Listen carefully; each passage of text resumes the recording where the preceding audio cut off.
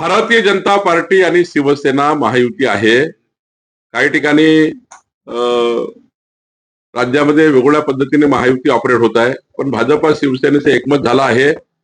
पुणे, पिंपरी चिंचवड, नाशिक अनेक ठिकाणी भाजपा शिवसेनेची बोलणी सुरू झाली आहे. आता भाजपा शिवसेनेची बोलणी झाल्यानंतर मग इतर 13 मित्र पक्ष आहे त्याचीही चर्चा आम्ही करणार आहोत. भाजप आणि शिवसेनेची बोलणी सुरू आहे. राष्ट्रवादी सोबत म्हणजे पुण्याचं असो किंवा का अमरावती सुद्धा युवा स्वाभिमान असेल तर आम्ही नाही असं नाही, आमच्याकडे युवा स्वाभिमान हा मागच्या 15 वर्षापासून आमच्या महायुतीचा भाग आहे. रवी राणा हे युवा स्वाभिमान पक्षाचे जे अध्यक्ष आहेत त्यांनी अनेक निवडणुकीमध्ये भाजपाला पाठिंबा दिला. मागच्या 15 वर्षापासून रवी राणा भाजपचे मित्र पक्षामध्ये आहे. त्यामुळं महायुतीचा प्रस्ताव आमच्यासमोर जो आहे तो शिवसेनेचा आहे, युवा स्वाभिमानचा आहे. राष्ट्रवादीकडनं अजून प्रस्ताव आला नाही आहे, पण निश्चितपणे आम्ही महायुतीमध्ये जाणार आहोत. अमरावतीमध्ये महायुतीच त्या ठिकाणी लढणार आहे. नागपूरमधून काय होईल? नागपूरमधील बरेचसे कार्यकर्ते जे आहेत वरिष्ठांकडे मागणी करतायत की भाजप मजबूत आहे पुरेशी, त्यामुळे इथे लोकसभा विधानसभेमध्ये युती ठीक आहे, पण कार्यकर्त्यांना संधी दिली पाहिजे. नागपूर असो की मुंबई असो, भाजपा जरी मजबूत राहिली तरी शिवसेना हा त्या ठिकाणी पहिल्यापासून मागच्या 30 वर्षापासून नैसर्गिक मित्र पद्धतीने आमच्यासोबत काम करतायत. त्यामुळं जिथे शिवसेना मजबूत आहे तिथे भाजपाला, जिथं भाजपा मजबूत आहे तिथे शिवसेनेला जर युती करण्याचा निर्णय झाला आहे राज्य स्तरावर आणि हा निर्णय वरिष्ठ स्तरावर घेण्यात आला आहे. त्यामुळे मला वाटतं आता किंतु परंतु ठेवण्याची गरज नाही. अजितदादांनी पिंपरी चिंचवडमध्ये म्हटलं मी सर्व काही पणाला लावेल आणि भाजपच्या ज्या स्थायी समितीच्या अध्यक्ष सीमा सावळे यांनी मला असं वाटतं की त्यांचा पक्ष त्यांनी कसा चालवायचा, त्यांनी निवडणूक कशी जिंकायची, निवडणुकीमध्ये यश पराजय जे काही होईल ते होईल, पण निवडणूक तर निवडणुकीच्या तत्वावर जिंका लागतं किंवा निवडणूक लढावी लागतं. त्यामुळे त्यांना त्यांच्या पक्षाचा पूर्ण अधिकार आहे. त्यांचा निवडणूक कशी लढावी त्यांनी त्यांचा पूर्ण निर्णय घ्यायचा आहे. त्यामुळे त्यांनी काय केलं यावर मी बोलण्यापेक्षा आमची तयारी काय आहे, तर आमची तयारी ही आहे की 51% मतं घेऊन 2/3 बहुमताने जिंकायचं आहे. आम्ही महायुती चांगल्या पद्धतीने महाराष्ट्रात येऊ आणि महायुतीत या ठिकाणी महाराष्ट्रामध्ये लोकांची पसंती आहे. आदित्य ठाकरे पिंपरी चिंचवडमध्ये राष्ट्रवादीचा महापौर अजितदादा म्हणतात. अजितदादाला राष्ट्रवादीचं वाटतं, आम्हाला भाजपचं वाटतं. त्यामुळं जनता निर्णय करेल पिंपरी चिंचवडची कोणाचा महापौर बनवायचा. आज आदित्य ठाकरेंच्या उपस्थितीमध्ये मेळावा होत आहे. असं ठरतंय त्यांच्यामध्ये की आदित्य ठाकरेंना मुंबई आणि उर्वरित महाराष्ट्रामध्ये उद्धव ठाकरे आदित्य ठाकरेंना कुठं प्रमोशन दिलं जात आहे. उद्धवजी जेव्हा मुख्यमंत्री होते तेव्हाच त्यांनी आपल्या मुलाला प्रमोट केलं होतं. त्यात नवीन काय? वडील जेव्हा मुख्यमंत्री होते मुलाला मंत्री केलं याचा अर्थ तुम्ही तेव्हाच प्रमोट केलं होतं. नवीन काय? आणि ज्या पद्धतीने आदित्य ठाकरे हे काम करतात आहे, नवीन नेतृत्व आहे, त्यांना संधी आहे, संधीचं सोनं करावं एवढंच म्हणणं आहे. मुंबई वाचवा यासाठी पोस्टर लागलेले होते, ते पोस्टर काढून टाकण्यात आले. त्यावरून संजय राऊतांनी टीका केली की आचारसंहिता फक्त शिवसेनेसाठी आणि मराठी माणसासाठीच आहे का, सत्ताधाऱ्यांसाठी नाही. राज्य निवडणूक आयोगाने जेव्हा आचारसंहिता लागली तेव्हा सर्वाधिक पोस्टर काढले, आम्ही आमचे काढून टाकले. ज्यांनी काढले नाही त्यावर कारवाई झाली असेल. आम्हाला तेवढी शिस्त आहे. आचारसंहिता लागल्याबरोबर भाजपच्या युनिटने आपापल्या गावात जाऊन तुम्ही बघा नागपुरात काढले की नाही काढले आम्ही. त्यामुळे आम्ही आपले काढले, ज्यांनी नाही काढले म्हणून कारवाई झाली. त्यात काही तुम्ही काढायला पाहिजे ना. राज्य आपल्या निवडणूक आयोगाला गरज पडू नये काढायची, कलेक्टरला गरज पडू नये. आपापल्या पक्षाचे आपापल्या नेत्यांनी आचारसंहिता लागली की साधा नियम आहे, काढले पाहिजे. आम्ही काढले, त्यांनी काढले नाही म्हणून कारवाई झाली. गुलाबराव पाटलांनी जळगावमध्ये म्हटलं तर सन्मान दिला नाही तर आम्ही स्वबळावर नाही. गुलाबराव पाटील ते तर स्वभावाप्रमाणे बोलत असतात, पण माननीय देवेंद्रजी, माननीय एकनाथजी, आम्ही सर्व बसलो होतो. त्यामध्ये महायुतीचा निर्णय झाला आहे. मुंबई अमित शहाच्या याच्यात जाऊ देणार नाही, कशात जाऊ देणार आहे असं संजय राऊत म्हणतात. आणि तो डकेत कोण आहे ते माहिती आहे, डकेत कोण आहे ते माहिती आहे. असं आहे की त्यांना बोलायला काही मुद्दे नाही. त्यांना मुंबईच्या विकसित मुंबईचा प्लॅन काय माहिती नाही. त्यांच्याकडे डेव्हलपमेंटचा अजेंडा नाही. सकाळी झोपून उठल्यापासून झोपतपर्यंत टोमणे मारण्याचा त्यांचा कार्यक्रम आहे. टोमणे मारत राहतात. त्यांनाही माहिती आहे महाराष्ट्राची मुंबई, मुंबई महाराष्ट्राची सारं जोपर्यंत चंद्र सूर्य आहे तोपर्यंत मुंबईला महाराष्ट्रापासून कोणी वेगळं करणार नाही, हे माननीय मुख्यमंत्री एकनाथ शिंदेजी, देवेंद्रजी, या राज्याच्या सर्वच 14 कोटी जनतेला वाटत आहे.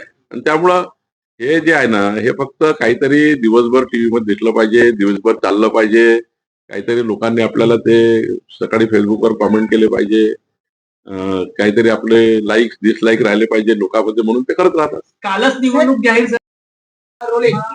आपल्या मंत्रिपदाची शपथ घेऊन 1 वर्ष पूर्ण झालेला आहे. अनेक महत्वाचे निर्णय घेतले.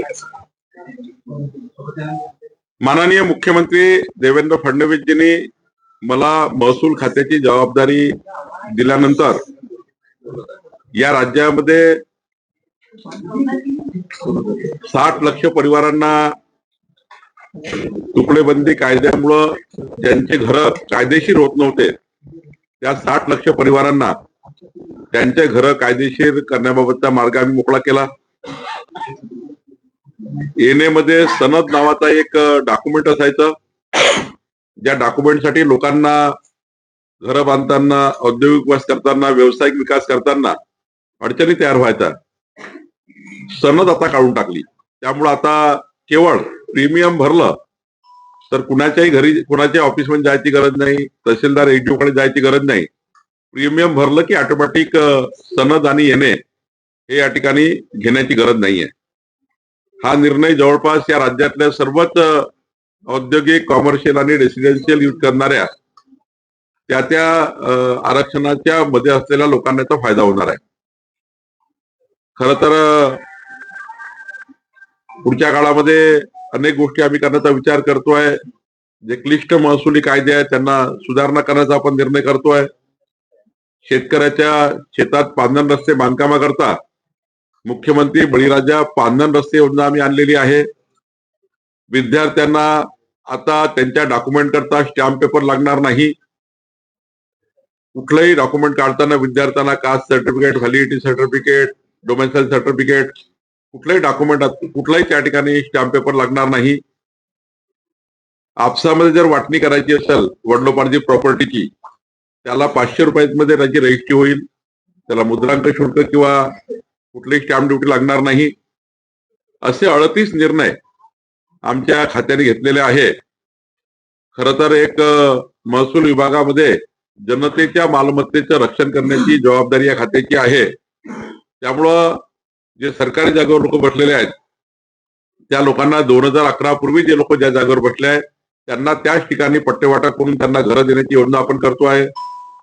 सोबतच विदर्भातील झुडपी जंगल जागेमध्ये 2 लाख परिवार होते, त्या परिवारांना त्या घरांचं प्रोटेक्शन मिळण्याकरता, त्या घरांचे पट्टे वाटप करण्याकरता सुप्रीम कोर्टमध्ये आम्ही गेलो. सुप्रीम कोर्टकडून मान्यता मिळाली. आता 2 लाख घरं हे कायदेशीर होणार आहे. असे अनेक निर्णय, म्हणजे जर महसूल खात्याचा विचार घेतला, म्हणजे महसूल खात्याचा पूर्ण आपण वर्षभराचा हा प्रवास बघितला तर मला वाटतं 3 ते 4 कोटी नागरिकांना वेगवेगळ्या पद्धतीने त्यांच्या मालमत्तेबद्दलचे जे अनेक वर्ष राज्य सरकारकडे विषय प्रलंबित होते, जवळपास 4 कोटी लोकांना आम्ही वेगवेगळ्या योजनेतनं या ठिकाणी लाभ पोहोचवण्याचा आम्ही या ठिकाणी प्रयत्न केला आहे.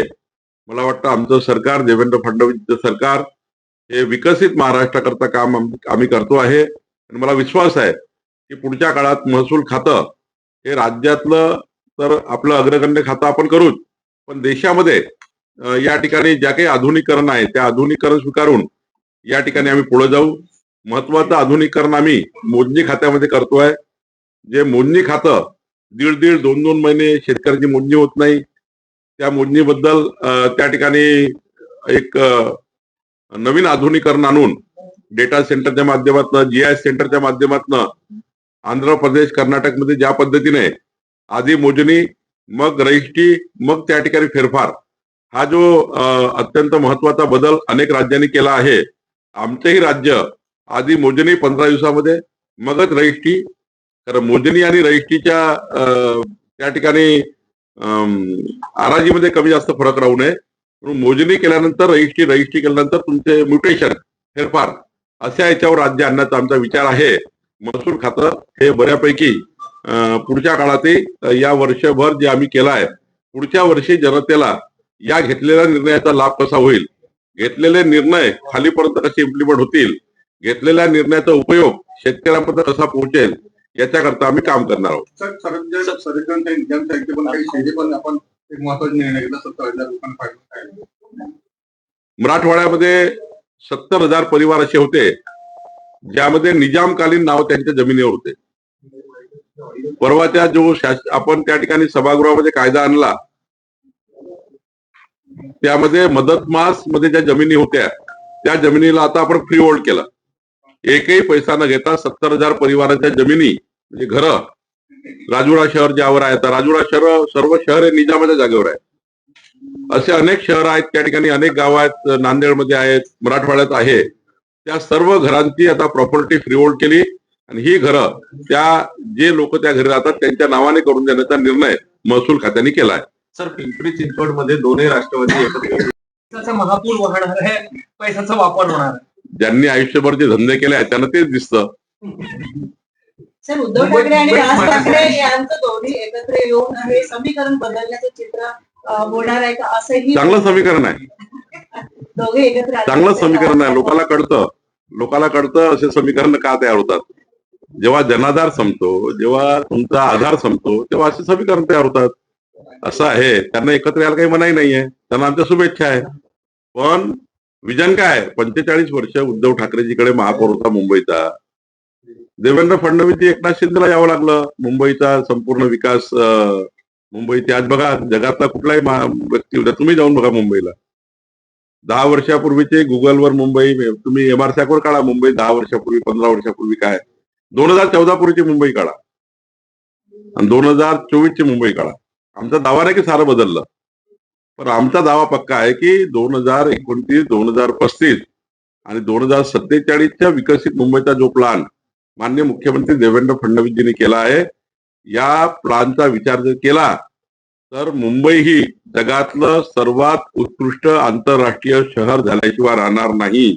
असाच योजना देवेंद्र फडणवीसजींनी केली आहे. या योजनेसमोर मतं मागणारे फिके पडणार आहे, त्यांची जमानत जप्त होणार आहे आणि म्हणून त्या पद्धतीनं ते वक्तव्य करतात. मुंबईमध्ये दोन्ही ठाकरे बंधू एकत्र येणार आहे अशा पद्धतीची चर्चा. सांगितलं आता मी. आणि दुसरीकडे ते वर्षा गायकवाड म्हणतात की आम्ही मारहाण करण्यावर सोबत जात नाही, त्यामुळे कुठेतरी महाविकास आघाडी. त्यांना सर्वांना शुभेच्छा आहे, त्यांना वेगळं लढण्याच्या शुभेच्छा आहे, यांना एकत्र येण्याच्या शुभेच्छा आहे.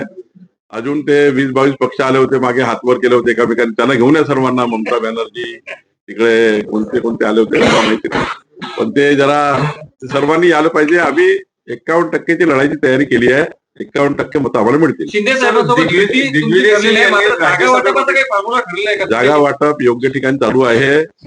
जेव्हा तुम्हाला जागा वाटपाचा फॉर्म्युला समोर येईल तेव्हा तुम्हाला आनंद होईल. सर, दिग्विजय सिंग यांनी राज्यसभेमध्ये एक मागणी केलेली आहे की जेव्हा एखादा पक्ष फुटतो तेव्हा चिन्ह उठवलं जातं, पण महाराष्ट्रात शिवसेनेचं चिन्ह एकनाथ शिंदे यांना तर राष्ट्रवादीचं चिन्ह अजित पवारांना दिलं. जो आमदार खासदार पक्ष सोडून जातो त्याला 6 वर्ष निवडणूक लढण्याची संधी द्यायला नको, अशा प्रकारची मागणी केली. मागणी करायचं कामच आहे. कायदे काय आहे, केंद्रीय निवडणूक आयोगाने जेव्हा चिन्ह दिलं राष्ट्रवादी अजितदादांना, एकनाथ शिंदे धनुष्यबाण, त्यामध्ये काही कालपर्वा नवीन कायदा तयार केला का? संविधानाने जे तुम्हाला कायदे दिले, केंद्र निवडणूक आयोगाकडे जे कायदे आहेत त्या कायद्याने होत असतं. आणि आता हायकोर्ट, सुप्रीम कोर्ट मध्ये केस चालूच आहे. त्यामुळे जे काही चिन्ह मिळाले ते कायद्याने मिळालेले आहेत. त्यामुळे तुमचा पक्ष जेव्हा शेवटी पक्ष म्हणजे काय, तुमच्या पक्षात असलेले लोकप्रतिनिधी तुमच्यासोबत किती आहे आणि वेगळे किती झाले, तर कायदा आहे. केंद्र अनेक सुप्रीम कोर्टाचे निकाल आहेत, यामध्ये सुप्रीम कोर्टाचे निकाल, केंद्रीय निवडणूक आयोगाचे कायदे, याचा आधार घेऊन हे सारं त्या ठिकाणी निवडणुकीचे चिन्ह एकनाथजी आणि अजितदारला मिळाले आहे. 29 महानगरपालिकेच्या सगळ्या निवडणुकीमध्ये 29 पैकी किती महायुती सर्व जिंकणार आहे. 29 महापौर हे भाजपा महायुतीचे होतील. किती ठिकाणी मैत्रीपूर्ण लढत आता कॅल्क्युलेशन चालू आहे प्रत्येक जिल्ह्यामध्ये जाऊन. 100% आम्ही सर्व सोबत लढणार आहोत. 29 हे लिहून घ्या. जेव्हा मतमोजणी होईल 16 तारखेला, तेव्हा 29 महानगरपालिकेचे महापौर भाजपा महायुतीचे राहतील. महाराष्ट्र